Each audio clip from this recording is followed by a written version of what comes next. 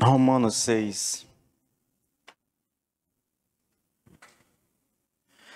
Eu vou ler os versículos 20 e 21, mas nós já ministramos o versículo 20, tá? Nós vamos nos ater hoje ao versículo 21. O texto diz assim: porque quando vocês eram escravos do pecado, estavam livres em relação à justiça. Naquele tempo, que frutos vocês escolheram? Somente as coisas de que agora vocês se envergonham, porque o fim delas é a morte. Senhor, meu Deus e meu Pai, mais uma vez nós oramos a Ti, Senhor. Só que agora, Pai, pedimos por coisas diferentes, Pai. A nossa oração é que o Senhor ilumine o nosso entendimento, Senhor, dando-nos a graça de poder compreender a Tua palavra em o nome do Senhor Jesus Cristo. Amém e amém. Bom, queridos, nós estamos aqui no nosso desafio de Romanos, querido. E a gente está finalizando quase esse capítulo 6, tá? Nós teremos pelo menos mais 2 ministrações, tá? Talvez um pouco mais, que são os versículos 22 e 23, tá? Aí eu vou fazer uma pausa e a gente vai pegar um livro do Velho Testamento pequeno também. Eu estou pensando em Joel, mas eu não sei ainda, talvez Malaquias, mas um livro pequeno de Joel, do Velho Testamento para nós estudarmos, tá bom? É só para dar uma quebrada, aí a gente volta de novo para Romanos 7, que é outro desafio gigantesco, irmãos. Eu acho que em Romanos 7 nós temos um dos textos mais difíceis das Escrituras para ser lido, entendeu? E que eu já li ele em vários autores, eu nunca consegui firmar uma opinião concreta, né? Eu tenho uma noção, mas nunca firmei uma opinião concreta, real, que eu possa defender ardorosamente, como eu faço com quase tudo aquilo que eu creio, né? Mas eu creio que até lá eu chego a isso, tá bom? Porque a gente, irmãos, são textos, são doutrinas, são ensinos que nós precisamos dominar, querido, que nós precisamos ter consciência deles. Bom, nosso desafio o Lloyd Jones diz que para ele o capítulo mais difícil da Bíblia é o capítulo 6 de Romanos, né? Talvez porque eu tenha o auxílio dele, né? Isso tem me ajudado bastante, né, no estudo, nas ministrações.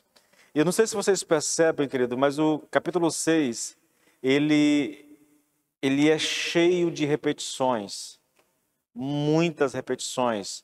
Ele tem um foco, né?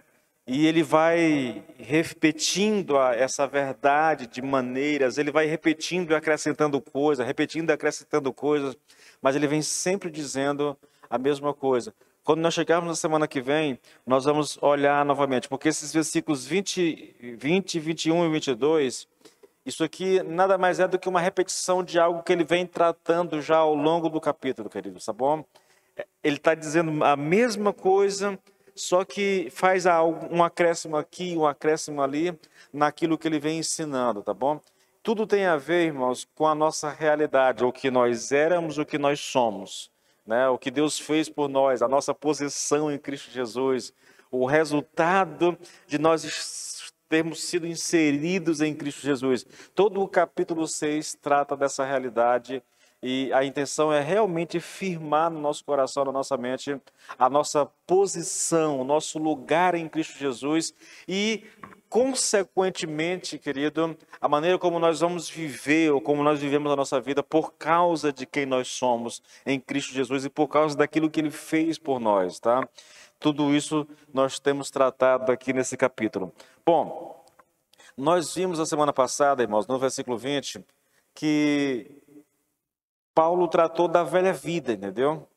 Da nossa velha vida. Olha, ele diz assim, porque quando vocês eram escravos do pecado, né, ele aponta para aquilo que nós éramos antes de conhecer Cristo. Aí ele diz, naquela época vocês estavam livres em relação à justiça. Então, a velha vida tem 2 coisas para nos mostrar. Primeiro, nós éramos escravos do pecado e nós estávamos livres da justiça, que eu expliquei o que é estar livre da justiça, tá bom? Não é livre para fazer o que bem entender sem que haja consequência, mas é porque, já que eu não estou debaixo da justiça, não sou governado pela justiça, então eu sou escravo do pecado, na verdade. Eu estou livre da justiça. A justiça não tem domínio, a justiça não me governa. É isso que ele está colocando. Hoje, nós vamos estudar o versículo 21, tá bom? O versículo 21, irmãos, trata das características dessa velha vida, entendeu? O que era isso realmente, né? Quais são as características que personificam essa velha vida? E ele vai dizer aqui algumas coisas, irmãos. Olha o versículo 21. Naquele tempo, que frutos vocês colheram? Somente as coisas de que agora vocês se envergonham, porque o fim delas é a morte. Ele diz três coisas nesse texto muito claras, irmãos. Primeiro, ele diz que aquela velha vida era uma vida sem fruto. Naquele tempo, que frutos vocês escolheram, entendeu? Não havia frutos. É muito interessante isso, irmãos, porque quando você chega no versículo 22, Paulo diz assim, olha, agora, porém, libertados do pecado, transformados em servos de Deus, o fruto que vocês escolhem é para a santificação. Agora sim, agora há frutos, entendeu? Mas naquela vida, ele pergunta, que frutos vocês escolheram, entendeu? E aí, quando ele fala desses frutos, se é que é fruto, ele vai dizer, os frutos envergonhavam vocês, né? Vamos falar disso daqui a pouquinho, tá bom? Então, essa velha vida, irmãos, é uma vida totalmente inútil, sem valor, tá bom? Tenha em mente, querido, Paulo está aqui falando de uma vida sem Deus, de uma vida vista e vivida pela perspectiva humana, tá bom? E quando a gente pensa na vida, querido, no que é a vida vista pela perspectiva humana, o melhor livro que nós temos para olhar, para ler, para tentar entender isso é o livro de Eclesiastes. Porque é Salomão olhando a vida debaixo do sol. Ele está esquecendo a questão transcendental, sobrenatural, e ele está olhando para a vida apenas pela perspectiva humana, sem levar em consideração aqui Deus e o que é transcendental. Então vamos dar uma olhada em alguns trechos, querido, de Salomão falando do que é a vida sem Deus, essa velha vida. A vida, quando eu digo a vida sem Deus, querido, é uma pessoa que vive sem levar em consideração Deus, tá? Ele não teme a Deus, ele não serve a Deus, ele não ama a Deus, ele não se importa com Deus, até recorre a Deus na hora da angústia, mas Deus para ele não, tá? Isso é uma vida sem Deus. O que é isso? Vamos olhar aqui em Salomão, vamos ler alguns versículos aqui, para a gente ter uma perspectiva de como que a Bíblia retrata essa vida sem Deus, irmãos. Eclesiastes 1:3, ele diz assim, que proveito alguém tem de todo o seu trabalho com que se afadiga debaixo do sol? Olha a pergunta, irmãos. Qual é o proveito que você tem do seu trabalho? Qual é o proveito da fadiga, da canseira que é viver essa vida sem Deus? Tá? Agora, Eclesiastes 2:11. Contudo, vi tudo que as minhas mãos haviam feito e o trabalho que eu tanto me esforcei em realizar, compreendi que tudo isso era ilusão. Era como correr atrás do vento. Não havia nenhum proveito nisso debaixo do sol. Ele está respondendo a pergunta que foi feita no versículo 3 do capítulo 1. Todo o meu esforço, toda a canseira, toda a fadiga, tudo aquilo que é realizado sem levar em consideração Deus é correr atrás do vento. É vaidade.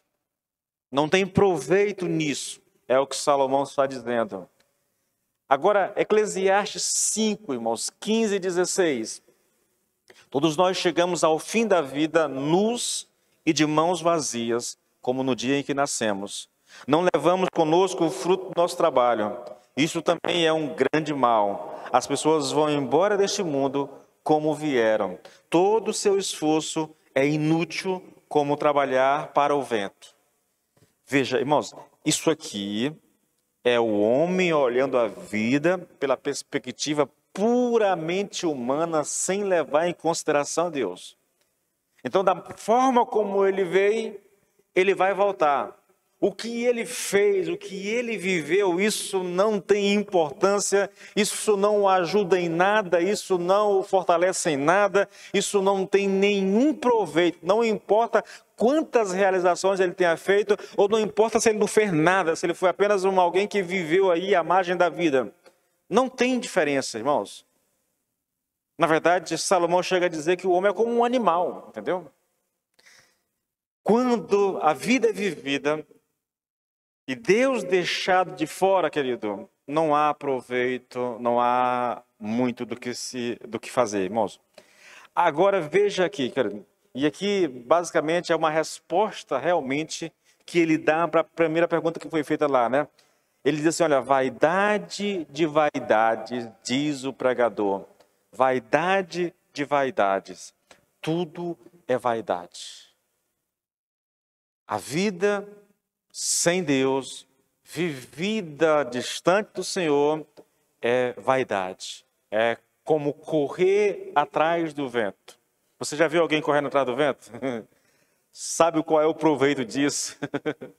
Nenhum, entende? Então, viver sem Deus, querido, é uma coisa louca, absurda. Olha o que Lord John diz, irmãos. Ele diz que Salomão tinha chegado a esse veredito sobre a vida depois de ter passado por muita provação e de haver experimentado muita coisa. Ele experimentou a sabedoria, experimentou o estudo, a cultura, ele experimentou o prazer, experimentou a construção de grandes palácios, deu atenção à arquitetura, às artes. Ele tinha experimentado de tudo, irmãos, tudo. Teve riqueza indescritível, podia fazer o que quisesse. Ele buscava satisfação pessoal e assim fez experiências em toda a gama de possibilidades. Este, porém, foi o seu veredito depois de haver tentado e experimentado tudo. Qual é o veredito? Vaidade de vaidades é tudo vaidade. Leia, por favor, querido, o livro de Eclesiastes e veja a descrição que Salomão faz da tentativa de encontrar sentido na vida sem Deus. Entende? Ele fez tudo. Ele diz, olha, eu não neguei nada que o meu coração tenha desejado. No entanto, tudo isso é como correr atrás do vento. A pergunta que a gente faz, querido, é, será que a conclusão de Salomão ela está correta? Será que isso tem algum valor hoje? Será que eu dizer a alguém assim, olha, querido, se você está vivendo sem Deus, eu quero te dizer uma coisa, olha, isso não tem sentido, isso não tem propósito, isso é vaidade, isso não vai dar em nada, isso aí é sem futuro, isso aí é tolice, isso aí é idiotice, viver assim é viver como um animal. Será que a pessoa, isso vai surtir algum efeito, querido? Como é que a gente pode fazer? Como é que a gente pode testar, querido, né, para saber se realmente aquilo que Salomão está dizendo é correto, que a vida sem Deus não tem sentido nenhum? Existem alguns testes, querido, e eu vou ser bem rápido, até superficial, mas eu queria tratar disso contigo aqui, primeiro respondendo isso de forma negativa, tá bom? E aí, quando a gente pensa nisso, irmãos, a primeira resposta negativa que eu dou para isso é o seguinte, olha, não é muito seguro, não é muito certo, não é muito confiável afirmar que o prazer ou a felicidade podem ser testes seguros para você validar a vida sem Deus. Porque muitas pessoas dizem assim, mas eu estou feliz, na verdade, entendeu? E muita gente faz do prazer a razão da sua existência nesse mundo sem Deus, entendeu? Muita gente faz da busca pela sua felicidade, da busca pelos seus prazeres, a razão de viver. Mas será que prazer e felicidade são testes seguros, querido? Essa é a questão, sabia? Por que é importante perguntar isso, irmãos? Porque a vida de pecado, ela pode dar prazer. E ela pode proporcionar, até certo ponto, felicidade e prazer, entendeu? Eu lembro demais, eu lembro de um pregador lá em Açailândia. Nós estávamos fazendo um evento lá, um reencontro lá em Açailândia. E um pastor ligado ao pastor Júlio Bueno disse assim, olha, irmãos, pecar é bom. Se pecado não fosse bom, a gente não cederia tanto ao pecado, entendeu? E de fato, querido, de fato, essa é uma realidade, entendeu? O pecado é algo prazeroso. O problema disso, querido, é que esse prazer proporcionado pelo pecado, ele é passageiro, entende? Ele produz uma felicidade em nós, mas é uma felicidade efêmera, é uma felicidade que tem prazo de validade. Você consegue entender isso? Olha um texto interessante que retrata isso, irmãos. Hebreus 11, versículo 24 e 25, lá está escrito assim, olha: pela fé, Moisés, quando cresceu, recusou ser tratado como filho da filha do faraó e escolheu partilhar os maus tratos do povo de Deus em vez de desfrutar os prazeres passageiros do pecado. Olha que descrição perfeita, irmãos. Os prazeres passageiros do pecado. De fato é isso, irmãos. De fato é isso. Existe sim, querido, esse prazer temporário, essa felicidade temporária, entendeu? O problema, querido, é que, como o próprio nome diz, isso é temporário. Quem vive a vida, irmãos, em busca de prazeres temporários, vai viver uma vida de frustração. Vai viver uma vida sem sentido. Eu vou falar mais sobre isso. Eu vou esticar um pouco esse negócio. Mas vamos falar um pouquinho agora. Vamos responder isso de maneira positiva, entendeu? Será que existe algum teste que pode validar a comprovação, a conclusão a que chegou Salomão a respeito da vida? Porque a vida para Salomão, a vida vivida debaixo do sol, a vida vivida sem Deus, e não importa quanta realização, não importa o tanto que você tenha feito, ela é uma vida sem sentido, é como correr atrás do vento, é vaidade. Agora veja, há um teste que é chamado de o teste das satisfações reais, que a gente pode aplicar aqui para medir, querido, até que ponto vale viver sem Deus, né? As satisfações reais é satisfação da mente, do coração, do espírito, entendeu? Eu vou ilustrar isso aqui e basicamente eu estou citando aqui, na verdade, aqui, pegando algumas coisas que o Lloyd Jones fala, tá bom? Vou citar aqui Agostinho como exemplo do que eu estou falando antes da sua conversão, tá bom? Eu não sei se você já leu alguma coisa. Agostinho, querido, ele era um filósofo brilhante, na verdade, entendeu? E imoral. Quem já conhece, quem já leu sabe, Agostinho era extremamente imoral. Ele procurava encontrar o prazer e a satisfação, querido, numa vida de imoralidade. E ele mergulhou nisso realmente de corpo e alma, tentando encontrar prazer e satisfação real, durável, entendeu? Mas ele não encontrou. E ele entrou numa guerra com Deus, entendeu? E ele escreveu uma coisa, irmãos, bem interessante. Agostinho escreveu um texto que para mim é fascinante. Ele diz assim, olha: tu nos criaste para ti, e o nosso coração não terá repouso enquanto não descansar em ti. Na verdade, as pessoas atribuem, eu não sei exatamente se foi Agostinho que disse, né? Mas dizem que é dele também uma frase que é mais ou menos assim, olha: existe no ser humano um vazio do tamanho de Deus. Reflete bem isso aqui, tá bom, querido? A ideia é: só Deus pode realmente satisfazer o ser humano. Só Deus pode, de fato, trazer repouso ao coração humano. Agora, veja, irmãos, agora eu estou citando agora aqui Lloyd Jones. Ele não conseguiu encontrar repouso em sua vida mundana, não conseguiu encontrar repouso em suas buscas e pesquisas intelectuais, ainda estou falando de Agostinho, não conseguiu encontrar em suas imoralidades. Tentou avidamente encontrá-lo, mas não pôde. Em nada disso havia satisfação.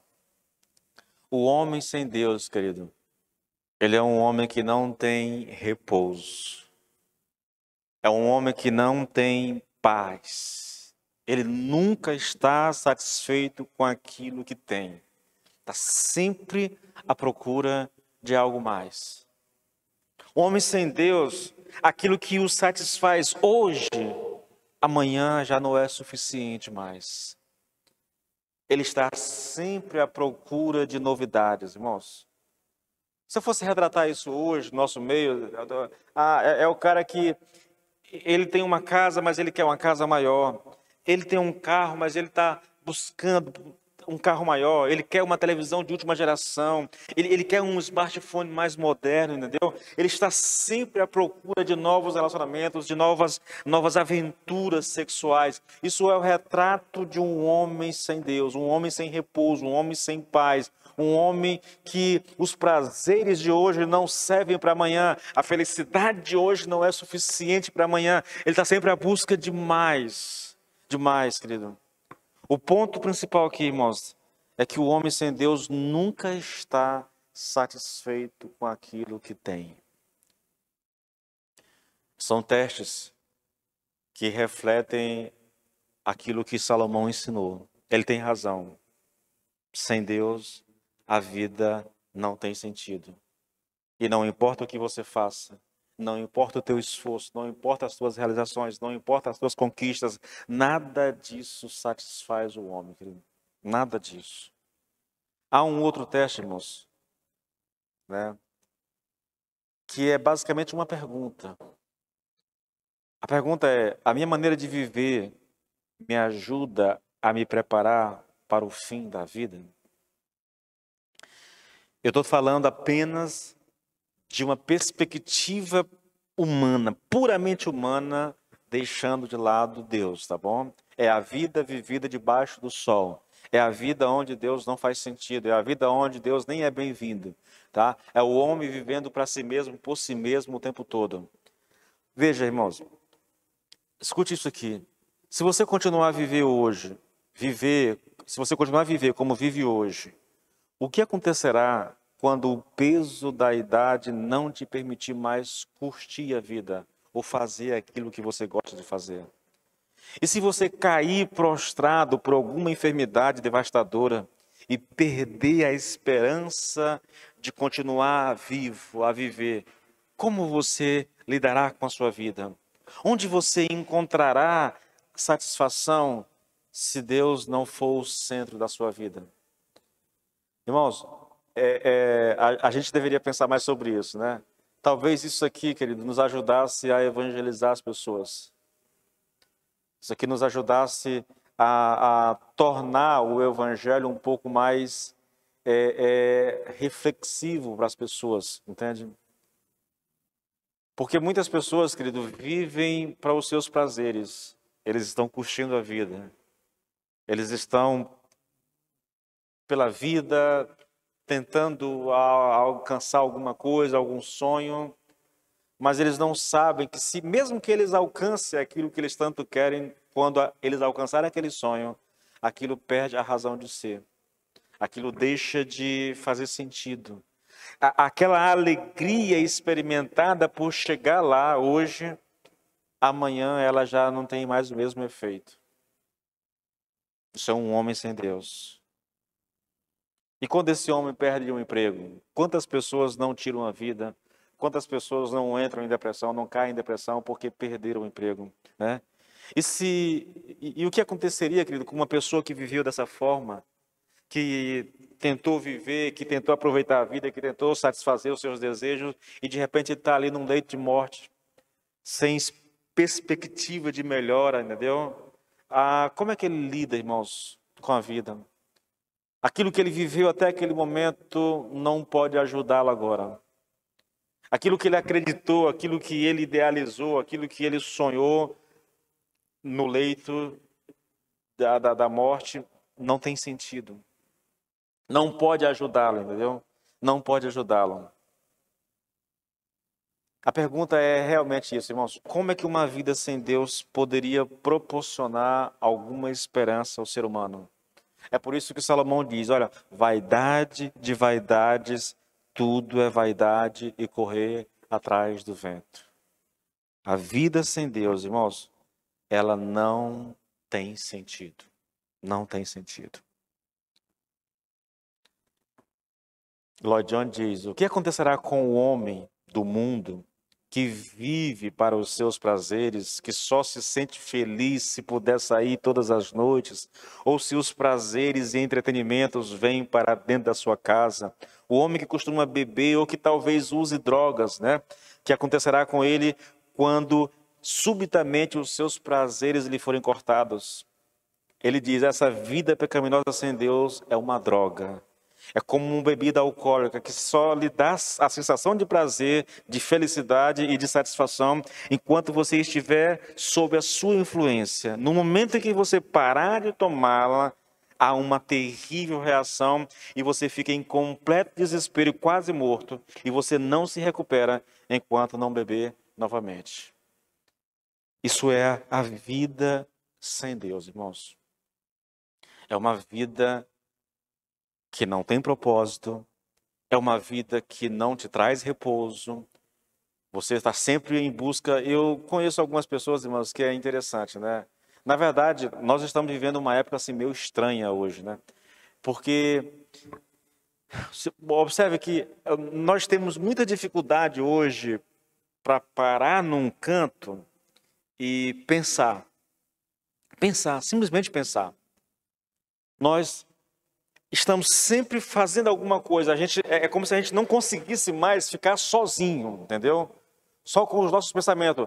Ou eu estou com o celular aqui, olhando a rede social, ou eu estou com a televisão ligada, ou eu estou conversando com alguém, mas eu não consigo mais parar sozinho no meu canto e meditar, sei lá, ou refletir sobre a vida. A gente não consegue mais fazer isso, queridos. Nós estamos o tempo todo ouvindo alguma coisa, vendo alguma coisa, e o tempo todo em movimento, entretido. Nós não conseguimos, irmãos, a vida hoje, na forma como ela está sendo projetada para nós hoje, e eu digo isso e eu me coloco aqui como alguém que sofre com isso até na verdade, a vida hoje ela é entretenimento 24 horas por dia, irmãos. Nós fazemos até mesmo do momento da pregação um momento de entretenimento, entendeu? É incrível isso, querido. Nós não conseguimos ficar a sós conosco mesmo. Nós não conseguimos ficar a sós consigo mesmo. Não dá mais, irmãos, entendeu? Porque a gente está sempre apegado a alguma coisa.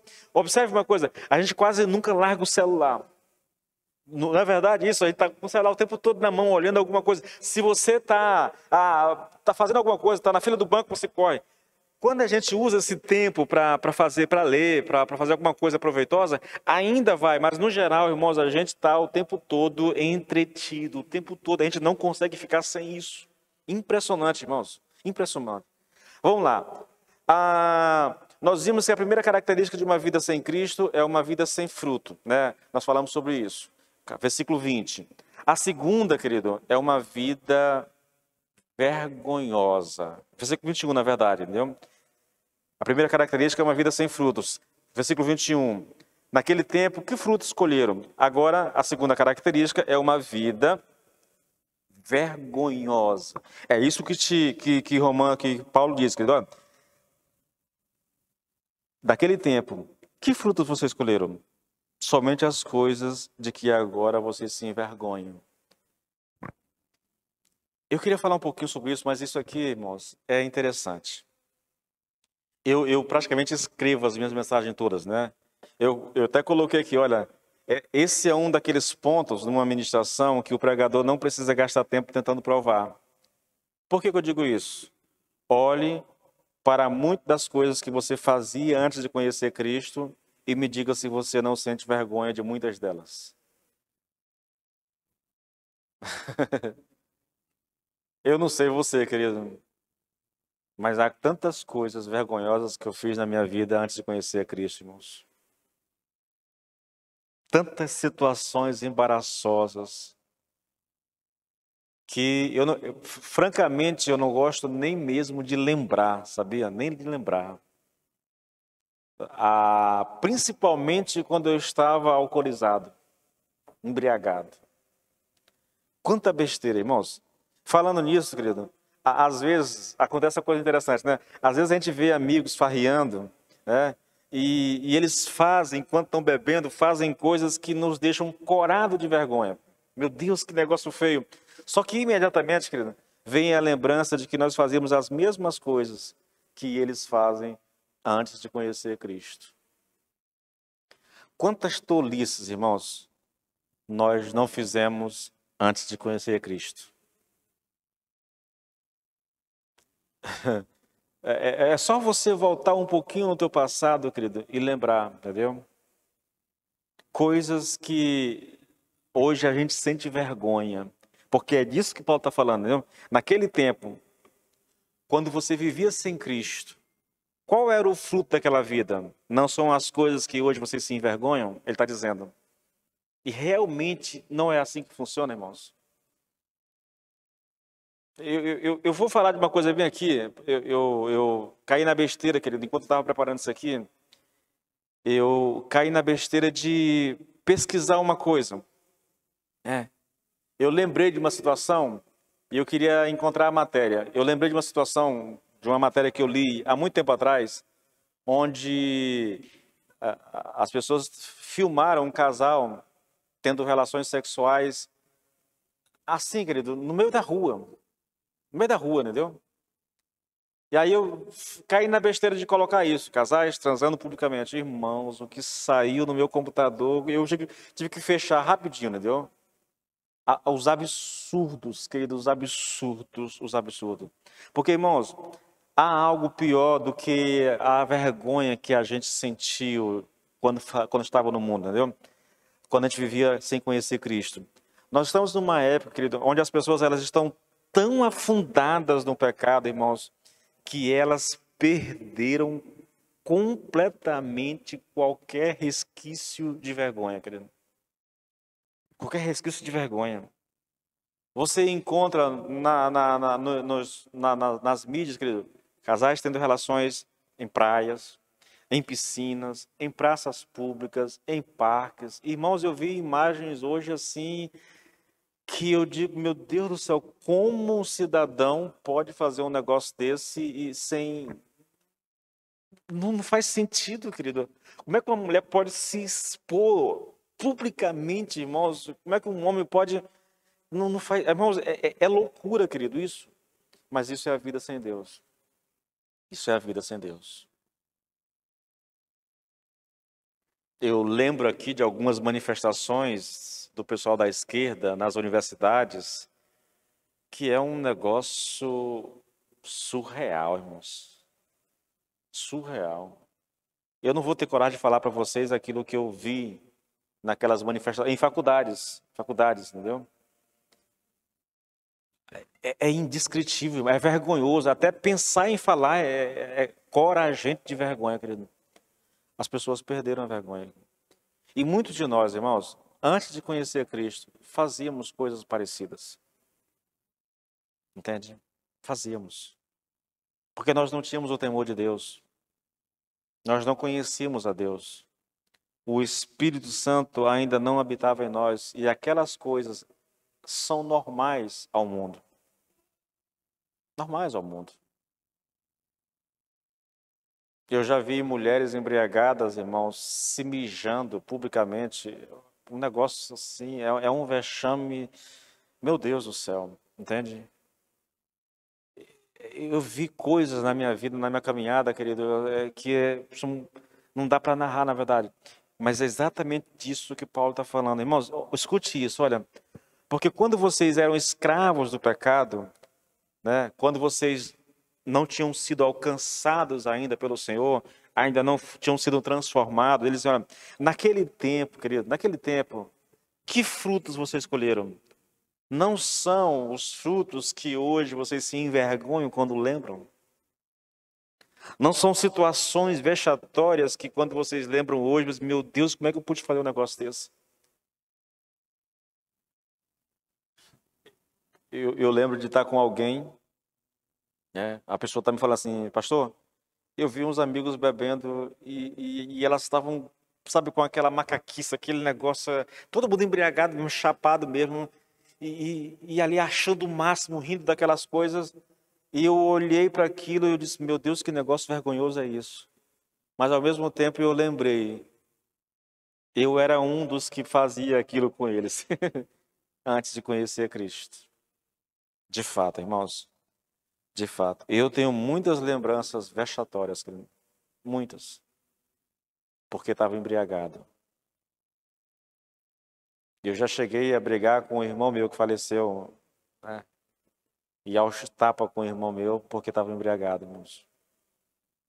Eu já tive época na minha vida em que eu chegava em casa, eu lembro dessa vez que eu briguei com meu irmão, que eu tomei uma bebida, eu não sei se aquele negócio estava adulterado, eu não sei, mas eu aprontei tanto, meu querido, que no dia seguinte eu fiquei o dia todo dentro de casa sem querer colocar a cara na porta com vergonha daquilo que eu tinha feito na noite anterior, entende? É realmente a vida sem Deus, irmãos. O engraçado, querido, que isso para o mundo, né, para quem não conhece a Deus, isso é motivo de alegria. Eu lembro quando eu não conhecia Cristo, nós aprontávamos no final de semana todo, né? Aí quando chegava na segunda-feira, nós trabalhávamos com som na época, o pessoal que trabalhava com som comigo. Na segunda-feira, nós nos sentávamos na calçada em frente à minha casa e a gente ficava a segunda-feira todinha contando as aventuras e rindo das aventuras que nós tivemos ali durante aquele final de semana. Coisas que hoje, irmãos, eu teria vergonha de falar, mas a gente falava e ria daquelas coisas, sabe? Esse é o ponto, querido. O ponto aqui de Paulo, querido, é que na velha vida nós fazíamos coisas, muitas coisas, que agora que nós somos libertos e salvos, nós nos envergonhamos, entendeu? E aqui, a última questão aqui, que Paulo toca aqui nesse versículo 21, é da morte. É a última característica citada por Paulo de uma vida sem Cristo. Morte. Primeiro, a vida sem Cristo é uma vida sem fruto. Segundo, a vida sem Cristo é uma vida que nos envergonha, entendeu? E terceiro, a vida sem Cristo é uma vida que nos leva, que nos conduz à morte. Vou ler o texto mais uma vez. Naquele tempo, que frutos vocês escolheram? Somente as coisas de que agora vocês se envergonham, porque o fim delas é a morte. A morte, irmãos, sempre é o fim do pecado. Romanos 5,12. Portanto, como por um homem entrou o pecado no mundo e pelo pecado a morte, assim também a morte passou a todos os homens, por isso que todos pecaram. O pecado entrou no mundo, irmãos, e porque o pecado entrou no mundo, a morte entrou também, entendeu? A morte não teria entrado se o pecado não tivesse entrado antes. Pecado e morte são irmãos siameses, são gêmeos, andam juntos. Onde um está, o outro também está ali, querido. A Bíblia, irmãos, olha como a Bíblia fala sobre isso. Romanos 6,23. Porque o salário do pecado é a morte. O que é salário? É a recompensa pelo meu trabalho, entendeu?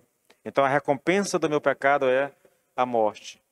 Gênesis 2, 16 e 17. E o Senhor Deus ordenou ao homem: coma livremente de qualquer árvore do jardim, mas não coma da árvore do conhecimento do bem e do mal, porque no dia em que dela comer, você certamente morrerá.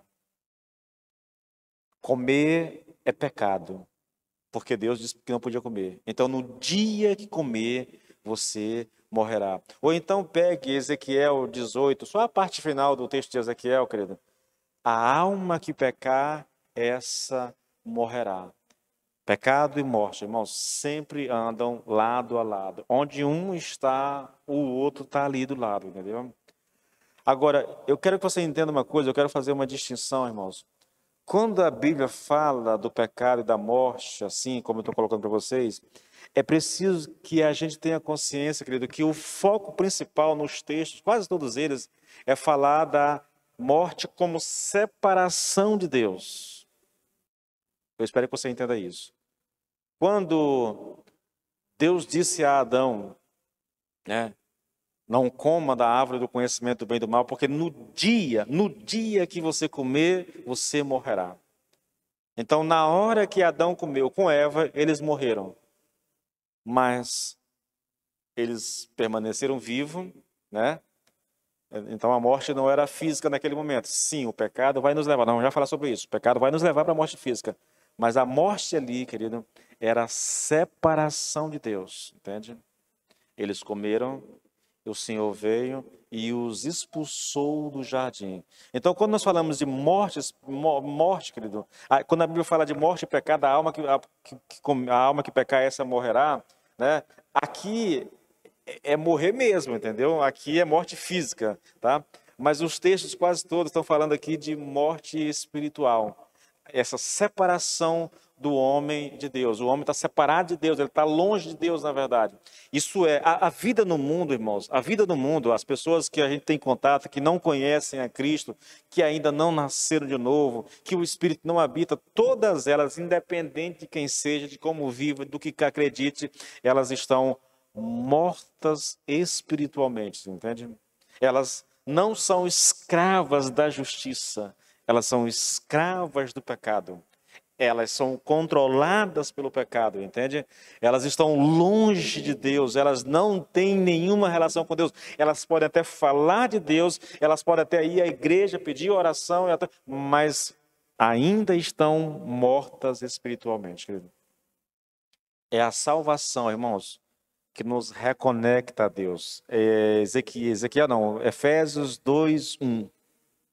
E ele nos deu vida, estando nós mortos dos nossos delitos e pecados. O Senhor dá vida, restaurar, nos reconectar a Deus, entendeu? Essa separação, ela é rompida, irmãos. Ela é posta, Deus põe um ponto final nela e nós nos reconectamos ao Senhor, entende?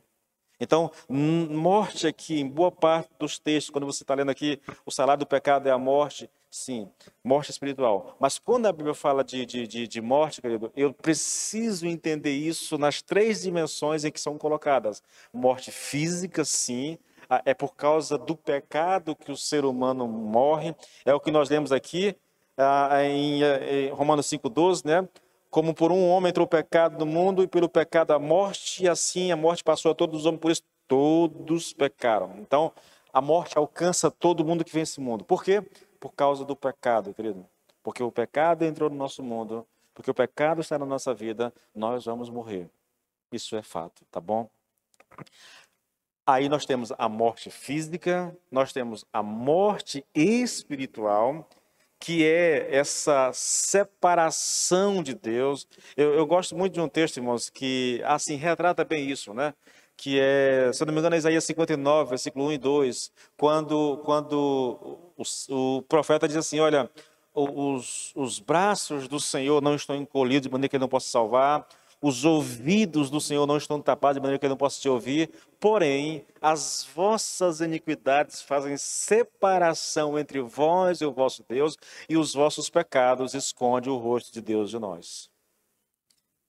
A ideia do profeta Isaías, querido, é que o pecado, nós construímos uma muralha em torno de nós, não permitindo que Deus se achegue a nós.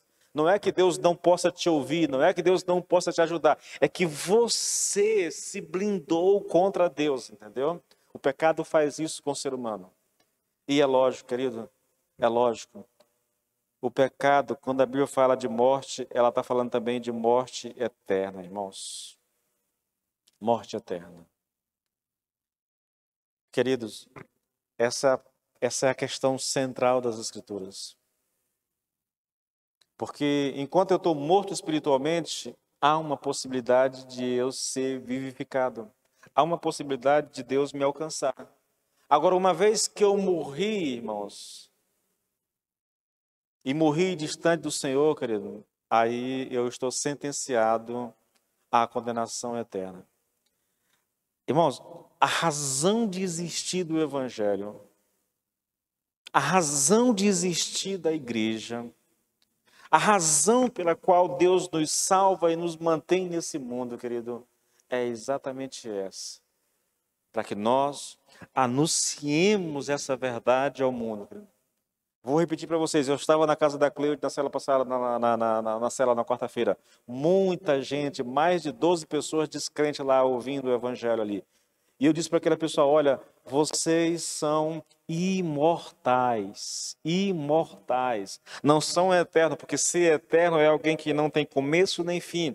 Nós temos um começo, mas nós não temos fim, entendeu? Deus é eterno, não tem começo nem fim. O ser humano é imortal, ele tem um começo, mas ele não tem fim. Então, nós não morreremos no sentido final dessa palavra. Nós apenas partiremos desta realidade para outra realidade. Nós fecharemos os olhos para esse mundo e nós abriremos os olhos na eternidade. Irmãos, isso é um fato, querido. É um fato bíblico, irmãos. A Bíblia está cheia disso.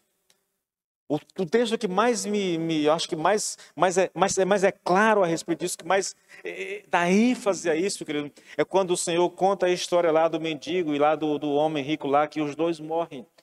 O Lázaro morre e os anjos vêm recepcioná-lo e levá-lo para o paraíso. O rico morre e ele abre os olhos do inferno. Ponto, irmãos, é isso. A vida nesse mundo, ela se encerra, é verdade. Nós viemos do pó, nós vamos voltar ao pó. Mas o que é pó é só isso aqui, irmãos, isso aqui.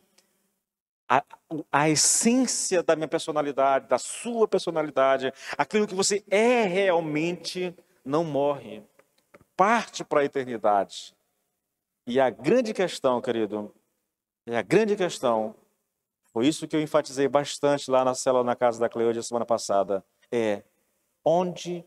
quando teus olhos fechar nesse mundo, onde eles se abrirão. Entende? Eu chego a pensar, às vezes, irmãos, que a igreja deveria falar disso todos os cultos, para que nenhum crente se esquecesse disso. Não só por causa de si mesmo, mas também por causa dos nossos familiares, por causa dos nossos amigos, das pessoas que nós amamos. Porque muitas vezes, querido, nós nos esquecemos desse fato que é o fato primordial, essencial do Evangelho. Foi por isso que Jesus Cristo veio a esse mundo, foi por isso que Ele morreu naquela cruz, irmãos, para nos livrar de uma eternidade de condenação, de sofrimento e nos levar para uma eternidade na presença do Senhor. Entende? É nosso papel, irmãos, é nossa responsabilidade falar isso às pessoas, porque as pessoas pensam o seguinte, morreu, acabou. Ou então, quando no mais, a gente vê assim, fulano morreu, deve estar com o Senhor agora com certeza vai descansar. Se ele morreu com Cristo, ele vai descansar, querido. Porque se não morreu sem Cristo, irmãos, aí não há descanso, querido, não há descanso.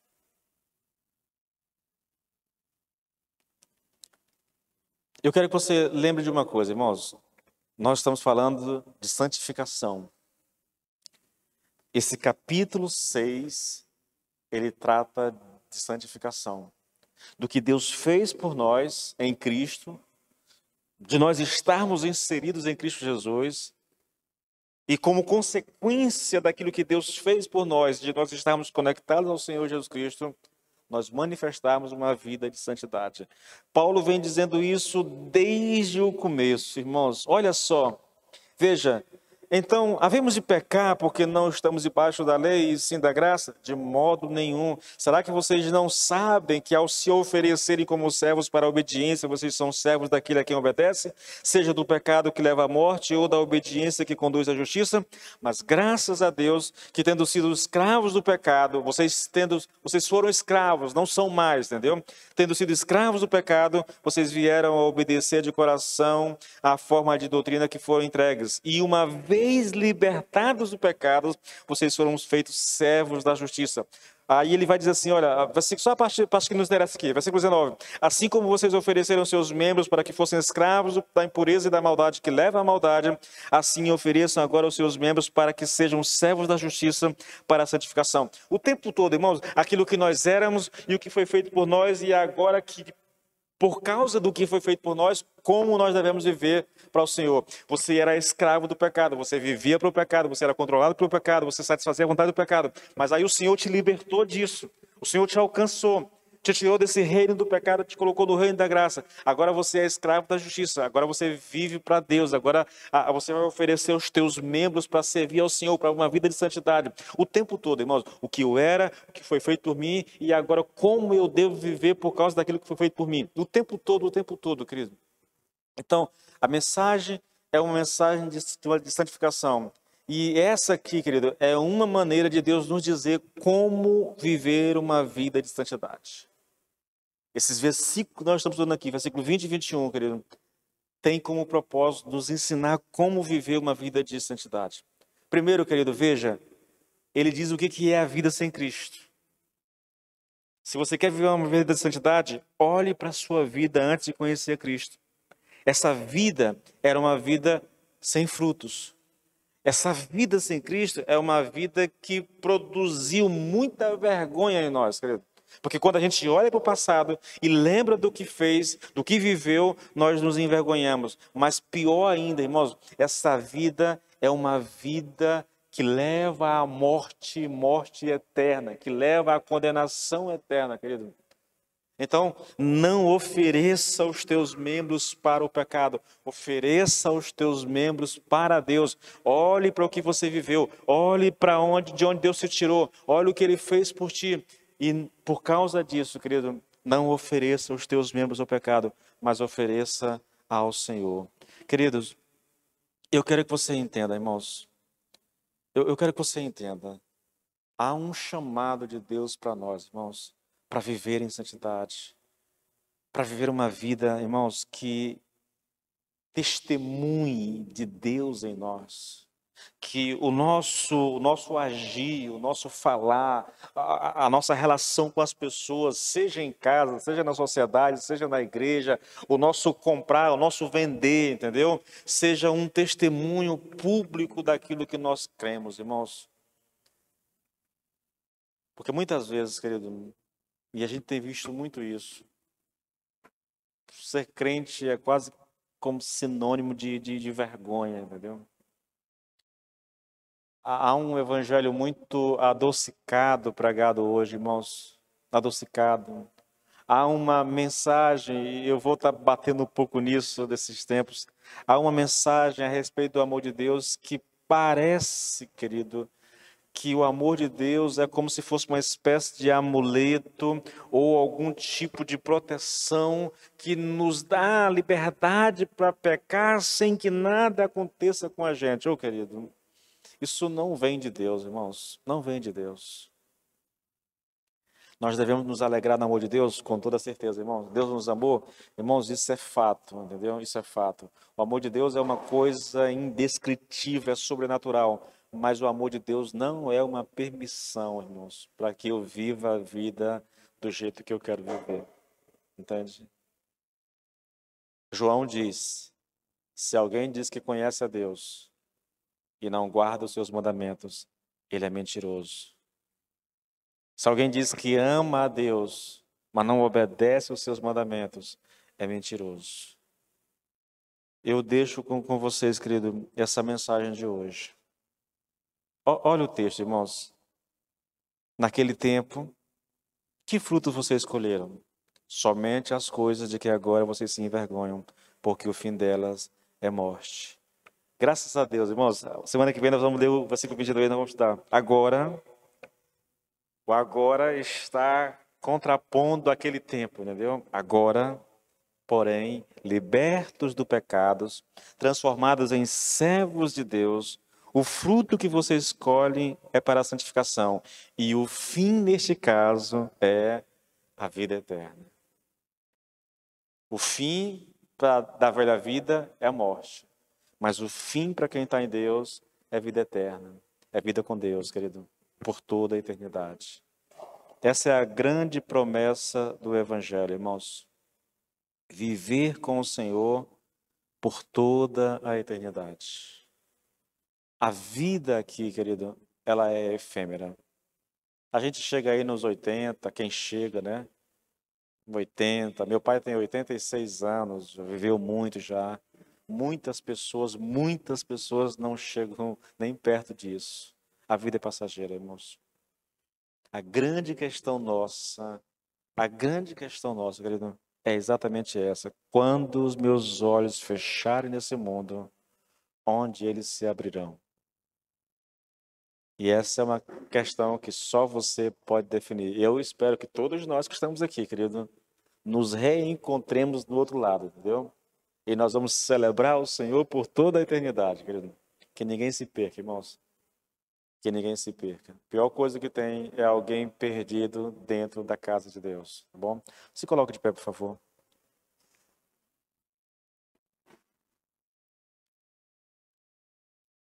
Senhor, meu Deus e meu Pai, nós te louvamos, Pai, porque temos o privilégio e a oportunidade de estudar a Tua palavra, Senhor. Ela nos ensina, ela nos exorta, ela nos consola, nos guia, Senhor.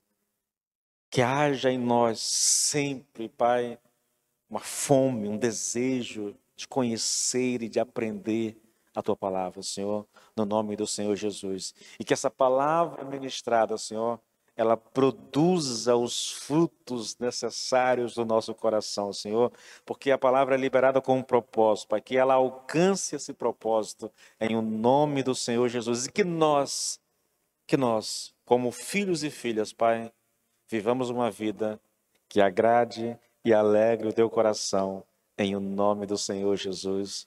Amém e amém.